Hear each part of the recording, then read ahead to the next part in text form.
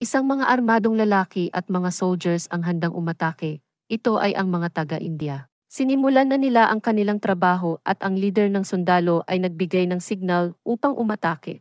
At biglang umatake ang dalawang sundalo at hiniwa nila ang ulo ng dalawang lalaki na nagpapainit sa apoy. Nagpatuloy sila at biglang bumaril ang nasa itaas na sundalo. Gumalaw na ang ibang mga sundalo at may nakasalubong itong babae.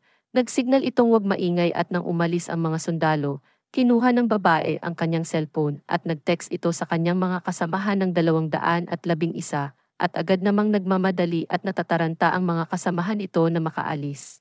Nagsimula na silang magbarilan at biglang may sumabog.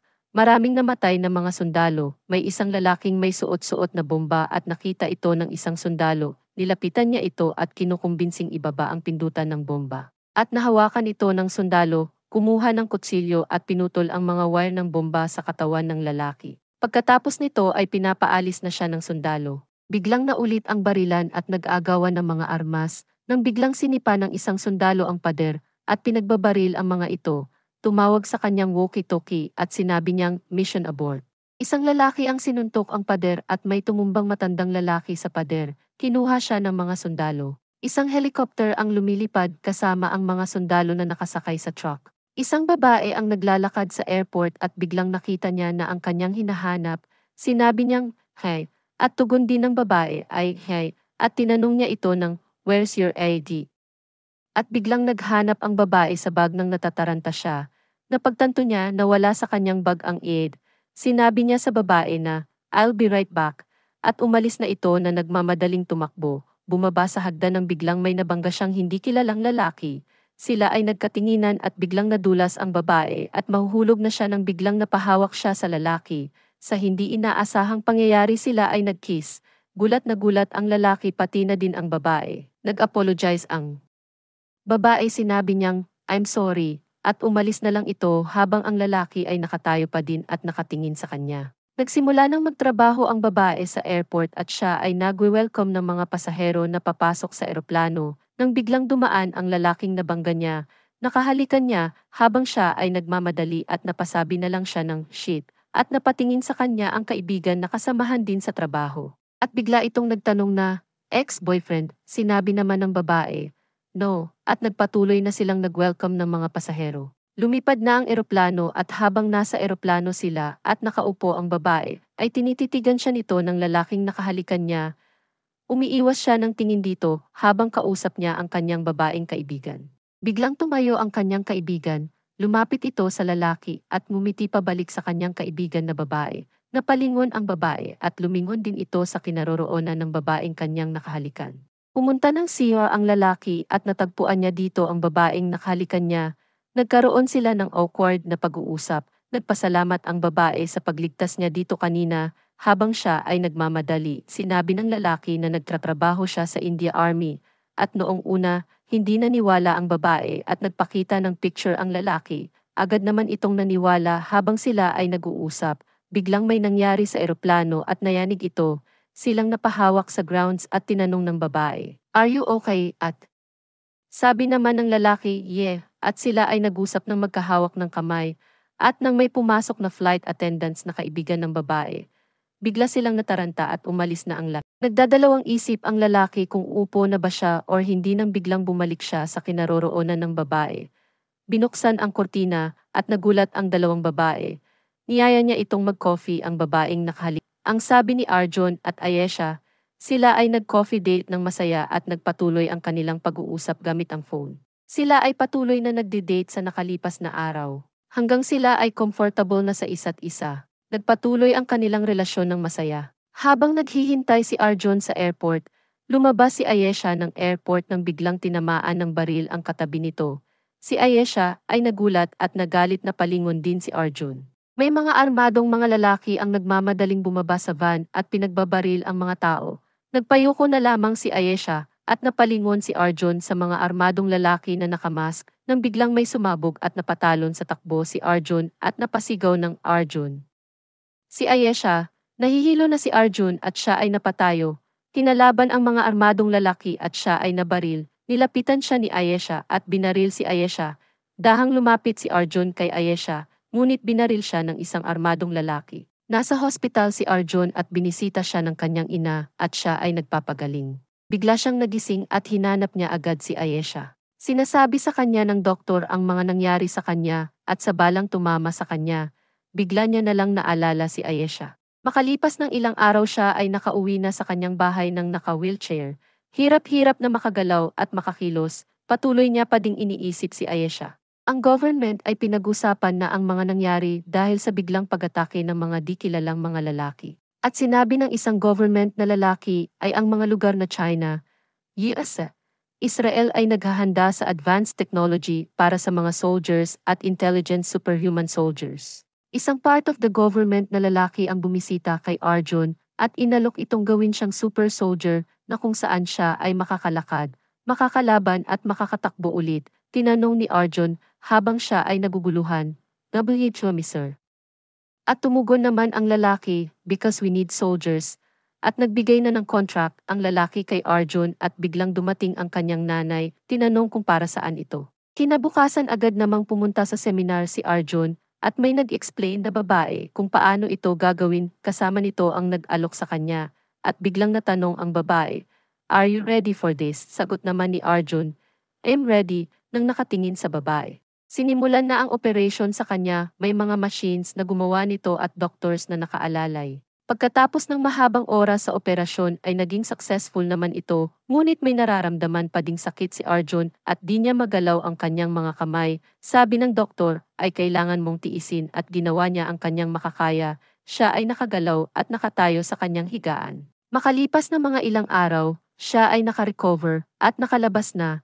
Nagsimula siyang mag-exercise at nagpapalakas araw-araw, nagte-training sa mga baril at ang mga government's official naman ay binabantayan at patuloy na nag-aabang sa mga armadong lalaki.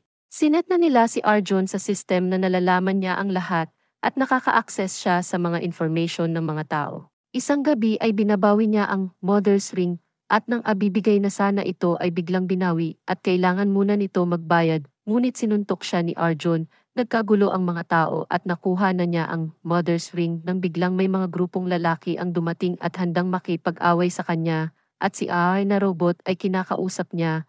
Pinagkamalan siyang isang baliw ng mga kalaban niya nang biglang nagsimula na silang magaway. Natalo lahat ito ni Arjun at nagtakbuhan ang mga tao dahil may dumating na mga pulis at nagmamadaling tumakbo din si Arjun. Nang makabalik si Arjun at siya ay pinagalitan dahil sa gulong ginawa niya. Sinabi ng government na lalaki na hindi pa siya ready para harapin si Hamid, pero sinabi ni Arjun na ready na siya para harapin ito. May mga lalaking pumasok sa control room at pinagbabaril ang mga bantay nito at may ginagawa sila. May isang lalaki sa labas na kanilang kasamahan ay nagpapalipad ng drone upang makita kung sino ang mga tao nang dumadating at nagtanim ng bomba. Nasa loob si Sadha at ang government na lalaki ay nagmamadaling pumunta sa lugar. At habang nakaupo, si Sadha ay nagtataka siya kung bakit maraming sundalo dito nang biglang nasa isang room sila na may pumasok na lalaki at nagtatanong ng, "What are you doing here?" At bigla siyang pinatay. May mga pulis at sundalong dumadating papunta sa control room. Si Arjun ay nakaupo habang kausap si Ara, tinanong ni Ira kung sino si Ayesha at sinabi ni Arjun, "She's Emma, love of Emma life." Sinabi ni Ira kung sino ang pumatay kay Ayesha at ito ay si Hamid. Nagbigay ito ng information na makapag-usap lang sa kanya si Hamid at agad itong nagtataka at sinabi ni Ira, "Hamid is here." Tinawagan ni Arjun ang government na lalaki at sinabi niya na andito ang mga kalaban pati na din si Hamid at biglang may isang bomba sa kalangitan na bumaba, sumabog at nagpabaril ang mga sundalo, pinindot ang bomba at sumabog ang truck. Nagmamadaling nag-rescue ang mga kataas-taasan at nagmamadaling tumakbo si Arjun. Patuloy ang pagdating ng mga pulis at ang mga barilan at pasabog ng mga kalaban. Patuloy pa ding tumatakbo si Arjun at ang mga kalaban naman ay may mga armas na pasabog. Habang nagtatago ang team, ay nakita sila ng isang sundalo at ito ay pinagbabaril. Binaril niya din ang team at nagpakilala si Hamid na siya ito. Binugbog niya na ang team, Prime Minister at nagkalat sa balita ang mga nangyari. Si Arjun naman ay naghahanda na upang lumaban kasama ng ibang sundalo. Ang mga kataas-taasan ay nagplano kung paano sila makakalaban at makuha ang mga bitag ni Hamid pati na din ang Prime Minister at nang biglang tumawag sa kanila ni Hamid, Pinaalam nila na may mga hostage ito at nagtanim sila ng mga bomba sa paligid. Binalaan niya ito na huwag pumunta dito kundi magpapasabog siya ng bomba. Sinabi niyang, "Call back your tactical team that has been hovering over our heads," and magpapakawala siya ng 50 hostage if magawa niya man ito. Kasama sa mga bihag ay si Sadha. Si Arjun at ang mga sundalo ay bumaba na sa helicopter at handa na silang pumasok sa building. Nang nakapasok na sa building ang mga sundalo at si Arjun, sumalakay na sila sa mga bantay. Naging matagumpay si Arjun sa pag-access ng CCTV at ang mga governments ay nagtatalo-talo na dahil ang mas priority nila ay ang Prime Minister. Nalaman ni Hamid na nahack ang CCTV ay pinapatuloy niya ito. Si Arjun naman ay tinawagan si Hamid gamit ang walkie-talkie. "Biwa, you leave me your life." Sabi naman ni Hamid, "Come on, let's settle this." Habang naglalakad at biglang natumba ang kasama niyang sundalo at duguan ito. Nagulat si Hamid at ang kasama nito. Nagalit si Hamid sa mga hostage at sa mga governments at may binaril itong hostage. Habang kausap nito ang governments, nagalit ang mga governments dahil sa pagpatay na nangyari. Sinabi nila na ready silang gawin ang inuutos nito. Pumunta si Arjun sa kanila upang interrogate yung gustong mangyari ni Hamid. Tinaas ni Arjun ang kanyang baril. Pinuntahan ng isang tauhan ni Hamid. Pinalo ng baril sa batok at bumaksak ito. Sinundan ni Hamid ng sipa hanggang nagbablurred ang paningin ni Arjun. Maya-maya si Arjun ay nawalan ng malay at gusto ni Hamid na pasabugin na ang bomba. Habang si Arjun ay walang malay, napaginipan si Ayesha na mapayapa na. Sinusubukan ni Sadha na ayusin siya. Nakaalis si Hamid sa building at nakasakay na sa eroplano nang biglang nagising at naayos na si Arjun. Biglang hinatak ang baril na nakakatutok sa kanya at pinatumba ang kaaway. Tumayo si Arjun at inisa-isa lahat sila pinatay ni Arjun gamit ang kanyang superpower na naka-implant sa kanya hanggang napatumba lahat ni Arjun ang mga kaaway. Nagmamadali siyang habulin si Hamid kung hindi ay papasabugin niya ang bomba na nasa building at maraming mga hostages ang mamatay. Nakamotor si Arjun at nagmamaneho ng mabilis at walang preno. Malapit na makalipad ang eroplano nang biglang nasa likod na nila si Arjun na nakamotor at nag-aapoy na ang motor. Galit na galit sinabi ni Hamid na, "Tail off," nang biglang ipinahiga ni Arjun ang motor at sumingit sa ilalim ng eroplano at ito ay sumabog. Nang makahinto ang eroplano ay nakababa na si Hamid at si Arjun naman ay nakahiga at pinipilit niyang bumangon. Ang bidang si Hamid ay nagpipindot ng remote control ng bomba habang inagaw ito ni Arjun. Nang bumagsak ang dalawa, tumalsik ang bomb control bag na hawak ni Hamid at dali-daling sinaksak ni Hamid si Arjun sa paa gamit ang kutsilyo. Bilang paghihiganti, kinuha ni Arjun ang kutsilyo at sinaksak sa liig ni Hamid na siyang nagdulot ng kanyang kamatayan. At dali-daling kinuha niya ang box ng bomba na nagkokontrol.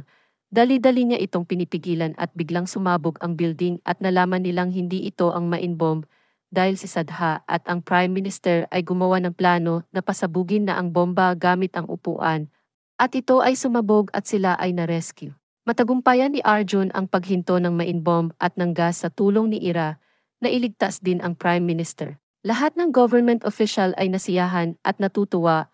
Pagkatapos mag-rescue ng mga hostages, ay itinaas nila ang watawat ng India ng masaya at tagumpay, at si Arjun ay idinala na sa hospital. Dito na nagtatapos ang pelikulang recap movie. Mag-subscribe para sa higit pang mga iba't ibang videos mapapanood ninyo. Paki-on ang mga notification at iwan ng like para matulungan ang mga channel. Maraming salamat sa panunood. God bless everyone.